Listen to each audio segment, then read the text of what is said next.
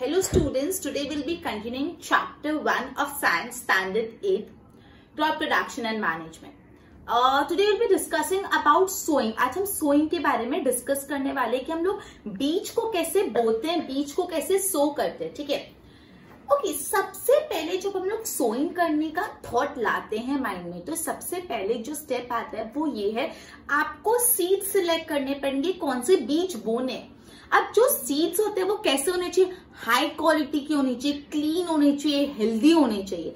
आप सबसे पहला जो आपका स्टेप ये आता है, एकदम हाई क्वालिटी क्लीन और हेल्दी सीड्स को आप सिलेक्ट करो। High quality clean healthy seeds को सिलेक्ट करो। फार्मर यूजुअली ऐसे ही सीड सिलेक्ट करता है जिससे यील्ड ज्यादा, यील्ड मतलब आउटपुट, प्रोडक्शन। यील्ड मतलब क्या होता है, आउटपुट मतलब जो भी उसने बीज बोया, बीज बो के जो क्रॉप ग्रो हो रहा है उसको यील्ड बोलते हैं, आउटपुट। यूजुअली फार्मर ऐसा ही ऐसा ही सीड सिलेक्ट करेगा जिससे यील्ड ज्यादा आता है, ठीक है। ओके, अब एक एक्सपेरिमेंट है, उससे पहले वापस इसको क्लैरिफाई कर लो। आज अपन टॉपिक पढ़ने वाले सोइंग, और सोइंग मतलब बीज बोने से पहले सबसे पहले आप क्या करोगे, बीज को सिलेक्ट करो। You need to select seeds, और वो सीड्स हाई क्वालिटी के होने चाहिए, क्लीन होने चाहिए, हेल्दी होने चाहिए, क्लियर। उसके बाद फार्मर हमेशा ऐसा ही सीड सिलेक्ट करता है जो जिससे हाई यील्ड है, जिससे आउटपुट प्रोडक्शन ज्यादा है। अब एक एक्टिविटी करनी है आपको, एक बीकर में आधा बीकर को पानी से भर दो और वीट के जो सीड्स होते हैं उसको उसमें डाल दो। अब ना कुछ सीड्स पानी में ऊपर फ्लोट करेंगे, कुछ सीड्स नीचे सबमर्ज हो जाएंगे, कुछ पानी में फ्लोट करेंगे। अब जो सीड्स पानी में फ्लोट कर रहे हैं ना, इससे अपन को ये पता चलता है कि ये सीड्स खराब है, डैमेज सीड्स है। कैसे पता चलेगा डैमेज सीड्स है? जो सीड्स डैमेज होते हैं ना वो अंदर से हॉलो हो जाते हैं। हॉलो मतलब खोखले, अंदर हॉलो हो जाते हैं, कोई स्पेस नहीं होता, हॉलो होता है, ठीक है। तो जो भी डैमेज सीड्स होते हैं वो हॉलो हो जाते हैं, और हॉलो होने के कारण वो लाइटर हो जाते हैं, दे बिकम लाइटर, हल्के हो जाते हैं। और अपन को पता है जो हल्की सी चीज होती है वो पानी में फ्लोट करती है। तो ये बहुत अच्छा टेस्ट है ये जानने के लिए कि कौन सी सीड्स डैमेज है और कौन सी सीड्स अच्छे है। समझ है? वापस एक्टिविटी हम रिपीटिंग। अब मैंने क्या किया, बीकर लिया, बीकर में हाफ बीकर पानी से भर दिया, उसमें सीड्स डाले तो कुछ सीड्स पानी में ऊपर फ्लोट कर रहे हैं। अब जो सीड्स पानी में फ्लोट कर रहे हैं वो सीड्स डैमेज सीड्स हैं। क्यों वो सीड्स डैमेज सीड्स हैं? तो जो भी सीड्स डैमेज हो जाते हैं वो अंदर से हॉलो हो जाते हैं, खोखले हो जाते हैं, हॉलो। जो हॉलो सीड्स होते हैं हॉलो लाइटर हो जाते हैं, और अपन को पता है जो लाइटर चीज होती है वो पानी में फ्लोट करती है। तो ये बहुत अच्छा टेस्ट है डिटरमाइन करने के लिए कि सीड्स अच्छी क्वालिटी के, बुरी। आप उसको पानी में डाल के देखो, जो फ्लोट होते हैं वो खराब है और जो फ्लोट नहीं हो रहे वो अच्छे। इज इट क्लियर बोर्ड पे? Okay, so today we are discussing about sowing. तो sowing is important step for crop production. Crop के प्रोडक्शन के लिए सोइंग इंपॉर्टेंट स्टेप है। बिफोर सोइंग करने से पहले अपन को कैसे सीड चाहिए, गुड क्वालिटी, अच्छी क्वालिटी के सीड चाहिए, क्लीन सीड चाहिए, हेल्दी सीड चाहिए, और वेराइटी आर सिलेक्टेड, मतलब good quality seeds, clean seeds और हेल्दी सीड्स। कैसे सीड चाहिए, अच्छी क्वालिटी के, साफ और healthy. Good quality seeds, clean seeds and healthy seeds select करो। Farmer prefer to use seeds which give high yield. Yield मैंने पहले आपको इसका मतलब बताया, आउटपुट। तो फार्मर यूजुअली वैसे सीड्स प्रेफर करते हैं जिससे यील्ड, जिससे आउटपुट ज्यादा है, क्लियर। फ्री एक्टिविटी है, take a beaker and fill the half of it with water. एक बीकर लो, आधा पानी से भर लो, पूरा हैंडफुल ऑफ व्हीट सीड्स, उसमें थोड़े से व्हीट के सीड्स डालो और अच्छे से स्टर करो, उसको अच्छे से हिलाओ, स्टर करो। जो भी सीड्स डैमेज हो, खराब है, वो अंदर से कैसे हो जाते हैं, हॉलो, खोखले हो जाते हैं, they become hollow from inside. And a lighter, तो ऑब्वियसली जो भी चीज हॉलो होगी वो हल्की हो जाएगी, और therefore they float on water। अपन को पता है lighter things float on water. ये बहुत अच्छी मेथड है। This method is good for separating good healthy seeds from damage one. मतलब अगर आपको पता लगाना है कौन से सीड्स हेल्दी है, कौन से सीड्स डैमेज है, तो उसको पानी में डाल के देखो, जो फ्लोट करेंगे वो डैमेज है, जो फ्लोट नहीं करेंगे वो हेल्दी है। आई होप इतना क्लियर हो। नेक्स्ट, तो अपन ने पढ़ लिया कि सोइंग करना है तो अच्छे सीड्स होने चाहिए। फिर आपको कैसे पता चलेगा कि अच्छी सीड्स कौन से और डैमेज सीड्स कौन से। चलो आपने ये भी पता लगा दिया कि ये सीड्स अच्छे हैं। नेक्स्ट स्टेप, वो सीड्स को सो करने के लिए कौन सा इंप्लीमेंट यूज करना है, कौन सा इंस्ट्रूमेंट से आप बीज को बोगे वो सिलेक्ट करना जरूरी है। ओके, तो अभी अपन अलग अलग इंप्लीमेंट्स के बारे में पढ़ेंगे। सबसे पहले ट्रेडिशनल टूल। पहले के जमाने में क्या यूज होता था, ट्रेडिशनल टूल। जो ट्रेडिशनल टूल ना फनल शेप था, फनल पर इसको छन्नी बोलते हैं। फनल ऐसे होता है फनल, और फिर नीचे से उसका पाइप जाता है। कोई भी चीज छाननी होती है, अगर पानी को भी छानते हो तो फनल से छानते हैं, तो फनल होता सीड्स को फनल में डालो, नीचे से पतली सी पाइप से वो सीड नीचे जाएगा और जो फनल का एंड है ना वो सॉइल में पियर्स होगा, सॉइल में घुसा हुआ होगा। तो ऊपर से आपने सीड डालो, पाइप से सीड पास होते होते होते होते डायरेक्ट चले गया सॉइल के अंदर। एक बार ऐसा किया, फिर दूसरी जगह जाके ऐसा करो, तीसरी जगह जाके ऐसा करो, चौथी, तो बहुत लंबा प्रोसेस हो जाता है, बहुत lengthy, time consuming, laborious process हो जाता है। ठीक है, तो मॉडर्न इम्प्लीमेंट्स है वो क्या है वो अपन बाद में डिस्कस करते हैं, पहले इतना क्लियर करो। अपन ये समझा कि आपने अच्छे सीड सिलेक्ट कर लिए, आपको पता कैसे चलेगा अच्छे सीड्स कैसे, वो एक अपन ने एक्सपेरिमेंट भी कर लिया। फिर अपन ने बोला सीड सिलेक्ट करने के बाद अपन को ये सिलेक्ट करना है कि कौन से इम्प्लीमेंट, कौन से इंस्ट्रूमेंट से आप ये सीड्स को सो करोगे। तो ट्रेडिशनल इंस्ट्रूमेंट फनल शेप होता था, फनल शेप ऐसा इंस्ट्रूमेंट होता, फनल छन्नी जैसा और नीचे से पतला सा पाइप होता था और पाइप का एंड कहाँ पे पियर्स होता था सॉइल के अंदर। फनल में सीड डाला, पाइप से पास हुआ, टक डायरेक्ट सॉइल के अंदर। क्लियर, ध्यान यहाँ पे। अपन पहले बिफोर सोइंग, आपने सोइंग करी उससे पहले one of the most important task is to know about the tools use for sowing seed. कौन से टूल से सीड सो करना है वो जानना जरूरी है। अपन पहले ट्रेडिशनल टूल कैसे शेप का होता है, फनल शेप का, फनल लाइक शेप। ये देखो इस टाइप का फनल शेप है, यहाँ पे सीड डाला, ये नीचे गया और ये देखो तीखा होता है, लाल एंड से थोड़ा तीखा होता है। तो ये जो इसका एंड पोर्शन है वो सॉइल में पियर्स होता है, डायरेक्ट सॉइल में चले गया। Seeds are filled into the funnel, pass down through the pipe, pipe से पास होगा, जिसके एंड्स कैसे होते हैं, इंपॉर्टेंट है, पाइप के एंड कैसे होते हैं, तीखे होने चाहिए, शार्प एंड्स होने चाहिए।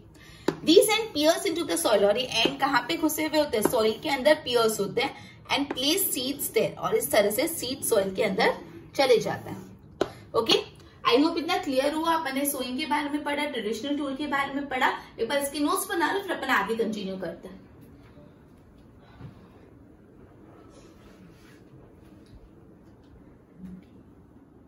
ओके, तो अपन ने पढ़ा कि जो बीज बोने का, सीड को सो करने का ट्रेडिशनल मेथड जो फनल शेप होता है, उसमें सीड्स डालते हैं, पाइप्स होते हैं, पाइप्स का एंड शार्प होता है और पियर्स होता है सॉइल में।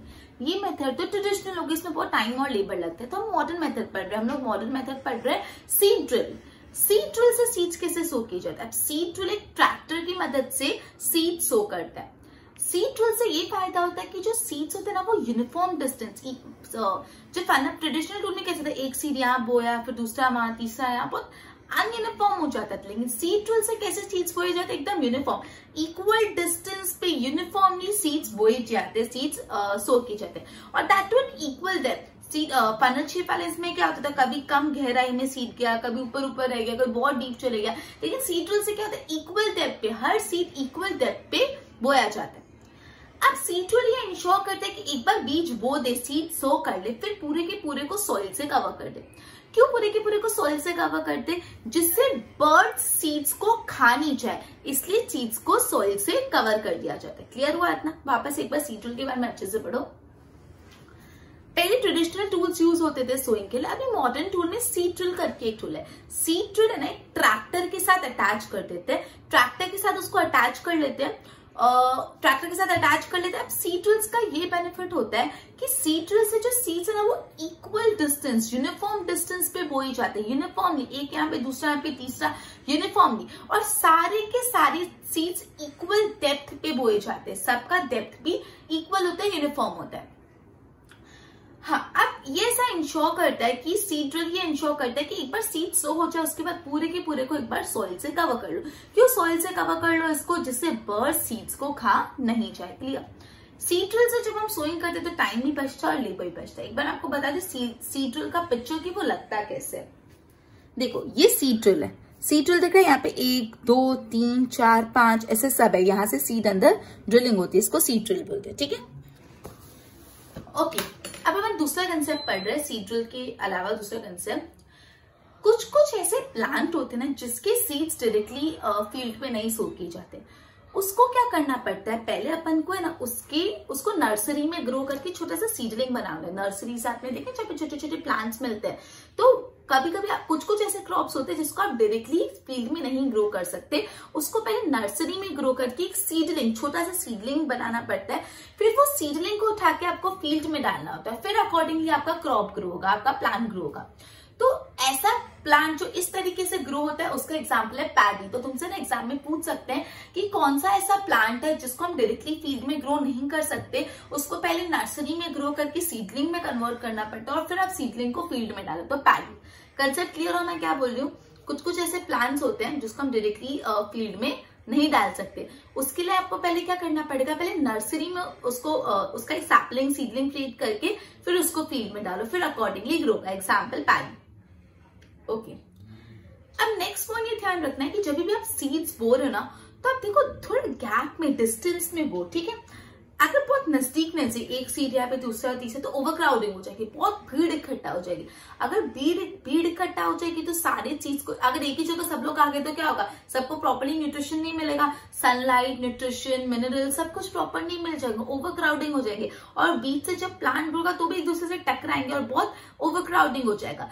तो हर एक सीड को proper sunlight, proper nutrition, proper water, proper minerals, proper fertiliser मिले, उसके लिए जरूरी है कि जो भी सीड्स को आप थोड़े डिस्टेंस पे सो करो जिससे ओवरक्राउडिंग नहीं हो जाए। क्लियर? अपन ने सीड ड्रिल के बारे में एक पढ़ा, फिर एक अपन ने पढ़ा कुछ कुछ ऐसे प्लांट होते हैं जिसको अपन को पहले नर्सरी में सीडलिंग की तरह ग्रो करना पड़ता है, फिर अपन ने पढ़ा सीड्स को आप थोड़े डिस्टेंस पे ग्रो करो जिससे सीड्स की ओवरक्राउडिंग नहीं हो जाए। क्लियर? एक बार बोर्ड पे ध्यान दो। Seed drill. Nowadays, seed drill is used for sowing with the help of tractor. Seed drill use होता है। This sows the seeds uniformly. Seed drill से seeds uniform distance पे बोए जाते हैं at equal distances and depth, मतलब uniform की equal distance पे और equal depth पे सो किए जाते हैं। This ensures seeds get covered by the soil after sowing. ये ध्यान रखते हैं कि sowing करने के बाद आप seeds को किससे कवर करते हो? soil से कवर करते हो। क्यों? This will protect the seeds from being eaten by birds. So तुमको पूछ सकते हैं 1 मार्क में कि why seed drill ensure that the seeds are covered with the soil after sowing? Because this protect the seeds from being eaten by birds. मतलब birds उसको नहीं खा जाए उस रीजन के लिए। Sowing by seed drill से जब आप सो करते हो तो क्या बचता है? टाइम भी बचता है और आपका लेबर भी बचता है। फिर अपने पास सीड्स ऑफ फ्यू प्लांट जैसे पैडी हो गया, उनको पहले कहाँ पे ग्रो किया जाता है? नर्सरी में ग्रो करा जाता है। नर्सरी में ग्रो करके वो सीडलिंग में कन्वर्ट हो जाते हैं, then they are transplanted to the field manually, और फिर उसको फील्ड में डाला जाता है। मतलब समझ है आप क्या? मतलब seeds of few plant such as paddy are first grown in the nursery. उनको पहले नर्सरी में ग्रो करो, व्हेन दे ग्रो, एक बार वो सीडलिंग में ग्रो हो गए फिर उसको फील्ड में ट्रांसप्लांट कर लो। नेक्स्ट पॉइंट है appropriate distance between seeds is necessary. मैंने बताया जो भी सीड्स है उसको बाजू बाजू में नहीं, तो उसको बाजू बाजू में नहीं ग्रो करो, बिकॉज अगर उसको आप बाजू बाजू में ग्रो करोगे तो कैसा हो जाएगा? ओवरक्राउडिंग। तो to avoid overcrowding of plants आप उसको बाजू बाजू में नहीं ग्रो करो। This allow plants to get sufficient sunlight, nutrients and water from the soil. मतलब अगर आप सीड्स को दूर दूर ग्रो करोगे तो जो भी प्लांट्स है हर प्लांट को प्रॉपर सनलाइट मिलेगी, प्रॉपर न्यूट्रिएंट्स मिलेंगे और प्रॉपर वाटर मिलेगा। ठीक है, आई होप इतना क्लियर हुआ। इसके प्रॉपर्ली नोट्स बना लो।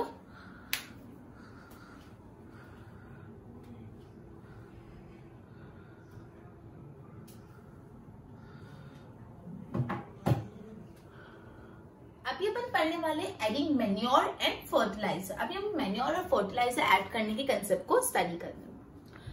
अब ऐसा बोला है कि कुछ कुछ ऐसे सब्सटेंस होते हैं जो सॉइल में डाले जाते हैं, कुछ कुछ सब्सटेंस होते हैं जो सॉइल में डाले जाते हैं जिससे सॉइल को न्यूट्रिएंट्स मिलता है, वो सब्सटेंस को बोलते हैं फर्टिलाइजर्स और मैन्योर। अब एक्जैक्टली फर्टिलाइजर क्या, एक्जैक्टली मैन्योर क्या, अपन बहुत ही डिटेल में आगे फर्दर स्टडी करने वाले, लेकिन हाल फिलहाल के लिए आप इतना समझो, जो भी सब्सटेंस सॉइल में डाले जाते हैं जिससे सॉइल को न्यूट्रिएंट्स मिलते हैं, वो सब्सटेंस को बोला जाता है फर्टिलाइजर्स और मैन्योर। ओके, अब सॉइल में काफी ज्यादा न्यूट्रिएंट्स होते हैं और ये जो न्यूट्रिएंट्स होते हैं वो प्लांट की ग्रोथ के लिए बहुत जरूरी होते हैं। सॉइल में बहुत सारे न्यूट्रिएंट्स होते हैं और ये जो न्यूट्रिएंट्स होते हैं ना, प्लांट के अच्छे ग्रोथ के लिए बहुत ही ज्यादा जरूरी होते हैं। अब कभी कभार क्या होता है, जो फार्मर होता है ना, एक फील्ड पे क्रॉप ग्रो करते हैं, उसको हार्वेस्ट करते हैं, वापस क्रॉप होता है, वापस क्रॉप होता है, मतलब crop after crop, crop after crop grow करता ही जा रहा है, कभी भी फील्ड को खाली नहीं छोड़ रहा, फैलो लैंड छोड़ ही नहीं रहा, फील्ड को खाली छोड़ी ना, क्रॉप पे क्रॉप ग्रो करता जा रहा है, तो वो क्रॉप पे क्रॉप ग्रो करता जाए तो जो भी न्यूट्रिएंट्स है सॉइल में वो प्लांट लेते जा रहे और एक टाइम ऐसा आएगा कि सॉइल से सारे न्यूट्रिएंट्स खत्म हो जाएंगे, because crop to crop back to back crops grow कर रहे, ठीक है। तो इससे क्या होता है, अगर back to back crop grow करते हैं और फील्ड को कभी भी खाली नहीं छोड़ते, फैलो नहीं छोड़ते, तो सॉइल में जो भी न्यूट्रिएंट्स है वो यूज्ड अप हो जाते हैं, खत्म हो जाते हैं। अब वो न्यूट्रिएंट्स को वापस लाने के लिए फार्मर्स उसमें फर्टिलाइजर्स डालते हैं, वो न्यूट्रिएंट्स को वापस लाने के लिए फार्मर उसमें फर्टिलाइजर्स और मेन्योर और ये सब डालते हैं, ठीक है। फार्मर्स मेन्योर डालते हैं फील्ड में जिससे वो न्यूट्रिएंट्स वापस आ जाए। और ये जो पूरा प्रोसेस होता है जिसमें फार्मर मेन्योर डालते हैं ना फील्ड में, इस प्रोसेस को बोलते हैं मेन्योरिंग, क्लियर। अपन ने भी ये पढ़ा कि जो ऐसे सब्सटेंस होते हैं जो सॉइल में डाले जाते हैं जिससे सॉइल को न्यूट्रिएंट्स मिलते हैं, वो सब्सटेंस को बोलते हैं manure and fertiliser. Exactly manure क्या, एग्जैक्टली फर्टिलाइजर क्या, will be starting it later. Okay, अब प्लांट्स में सॉइल के अंदर बहुत सारे न्यूट्रिएंट्स होते हैं और ये सारे के सारे न्यूट्रिएंट्स प्लांट की ग्रोथ के लिए बहुत ही ज्यादा जरूरी होते हैं, राइट। कभी कभार क्या होता है, फार्मर्स है ना क्रॉप पे क्रॉप ग्रो करते जाते हैं, फील्ड को कभी भी फैलो छोड़ते ही नहीं है, खाली छोड़ते ही नहीं है, ठीक है। तो इससे प्रॉब्लम क्या होती है, जितना भी न्यूट्रिएंट्स सॉइल में था वो पूरा का पूरा यूज होता जाता है और सॉइल में न्यूट्रिएंट्स की कमी हो जाती है। तो इस चीज के लिए फार्मर क्या करता है, जो भी सॉइल होता है उसमें मेन्योर डालते हैं जिससे सॉइल में वापस न्यूट्रिएंट्स रिप्लेनिश हो जाए, वापस न्यूट्रिएंट्स आ जाए। और ये जो प्रोसेस होता है जिसमें फार्मर सॉइल में मेन्योर डालता है जिससे वापस न्यूट्रिएंट्स आ जाए, ये प्रोसेस को बोलते हैं मेन्योरिंग। क्लियर है इतना? एक बार बोर्ड पे ध्यान दो। Adding manure and fertiliser, substance added to the soil in the form of nutrients, जो भी सब्सटेंस सॉइल में ऐड की जाती है in the form of nutrients for healthy growth of plant, जिससे प्लांट की हेल्दी ग्रोथ हो, उसको बोलते हैं मेन्योर एंड फर्टिलाइजर। सॉइल में कुछ न्यूट्रिएंट्स होते हैं जो क्रॉप प्लांट के लिए बहुत नेसेसरी होते हैं, it is essential for growth of plant. ये जो न्यूट्रिएंट्स होते हैं ना, ये जो न्यूट्रिएंट्स होते हैं वो प्लांट की ग्रोथ के लिए बहुत जरूरी है। अब समटाइम्स कभी कभार farmer grow crop after crop in same field, मतलब वो एक ही फील्ड में क्रॉप आफ्टर क्रॉप ग्रो करता जा रहा है। Field is never left uncultivated और फैलो, फील्ड को कभी भी खाली नहीं छोड़ रहे, अनकल्टिवेटेड छोड़ ही नहीं रहे। इससे क्या होता है, जो सॉइल होती है वो पुअर हो जाती है न्यूट्रिएंट्स में, मतलब सॉइल से न्यूट्रिएंट्स की कमी हो जाती है, सॉइल से न्यूट्रिएंट्स खत्म होते जाते हैं, कम हो रहा है न्यूट्रिएंट्स। तो फार्मर क्या करते हैं, उसमें मेन्योर डाल देते to the field to replenish the soil with the nutrients.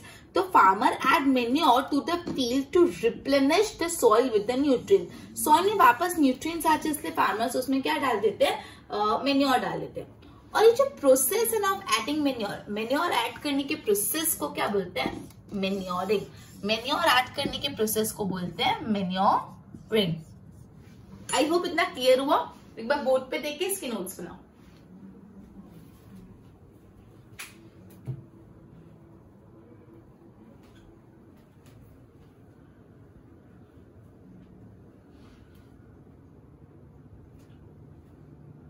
Okay बेटा, जितना भी पढ़ा है उसको सम अप कर लेते हैं। We have started with sowing. Sowing में अपन ने पढ़ा बीज सोइंग करने से पहले we need to select seed जो एक हाई क्वालिटी का और हेल्दी सीड्स हो, स्ट्रॉन्ग सीड्स हो, ठीक है। उसके बाद था फार्मर हमेशा ऐसा सीड सिलेक्ट करते हैं जिससे हाई यील्ड, जिससे आउटपुट ज्यादा मिले, जिससे यील्ड ज्यादा मिले। ओके, फिर अपन ने पढ़ा था अपन कैसे टेस्ट करेंगे कि सीड्स डैमेज्ड है। तो अपन ने बोला था एक बीकर लो, उसमें पानी भरो, फिर सीड्स डाल दो। जो भी चीज ऊपर फ्लोट हो रहे हैं वो सीड्स डैमेज है। क्यों वो चीज डैमेज है? क्योंकि जो डैमेज चीज होते हैं वो अंदर से हॉलो हो जाते हैं, खोखले हो जाते हैं। जब वो हॉलो हो जाते हैं तो लाइटर हो जाते हैं और लाइटर थिंग्स ऊपर फ्लोट करती है। क्लियर? उसके बाद अपन ने सीड को सोने का ट्रेडिशनल टूल पढ़ा, जो मैंने बताया था फनल शेप होते हैं। फनल में हम सीड डालते हैं, नीचे पाइप होते हैं और पाइप का एंड शार्प होता है, वो डायरेक्ट पियर्स होता है सॉइल में। ऐसे बार बार करना पड़ता है, राइट। फिर अपन ने मॉडर्न टूल के बारे में पढ़ा जो था सीड ड्रिल, ठीक है। अब सीड ड्रिल से ये फायदा होता है कि सीड्स यूनिफॉर्मली सो किए जाते हैं, इक्वल डेप्थ पे, इक्वल डिस्टेंस पे और सबका डेप्थ भी इक्वल होता है। अब सीड ड्रिल ये भी इंश्योर करता है कि एक बार सीड सो करे उसके बाद उसको ऊपर सॉइल से कवर कर दो। क्यों सॉइल से कवर कर दो? जिससे बर्ड सीड्स को वापस खा नहीं जाए। क्लियर? सीड ड्रिल से टाइम भी सेव होता है ना, अगर लेबर भी सेव होता है। उसके बाद बोले जो भी आप सीड सो करो उसको एक अप्रोप्रिएट डिस्टेंस पे सो करो। क्यों उसको एक अप्रोप्रिएट डिस्टेंस पे सो करो?